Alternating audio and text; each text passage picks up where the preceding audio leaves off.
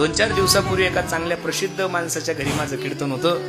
कीर्तन संपल्यानंतर आम्ही जेवायला बसल्यानंतर ते मला म्हणे, महाराज रात्रंदिवस फिरता तुम्ही, एक सांगू तुम्हाला, महाराष्ट्रामध्ये जेवढे कीर्तनकार प्रवास करतात तेवढे ट्रान्सफरवाले सुद्धा नाही करत महाराज. डेली 1000 किलोमीटरचा प्रवास करायचा. मग महाराज एवढं फिरता, एवढी दगदग करता, कधी थकत नाही, कधी तुमच्या गाडीला अपघात होत नाहीये. 0.1 सुद्धा अपघात नाहीये महाराज लोकांचे. 0.1. नाही तर महाराष्ट्रात रोडवर का थोडे अपघात होतात का महाराज? मग तुम्ही कधी पाहिलं का की आठवड्यात 10 महाराज लोकांचे अपघात झाले? मी कीर्तनकार झाल्यापासून कमीत कमी 35 लाख किलोमीटर फिरलो. किती? 35 लाख किलोमीटर मध्ये उग एकदा थोडीशी गाडी ते रुही आडवा आला म्हणून झाला, नाही तर जीवनामध्ये कधी अपघात झाला नाहीये.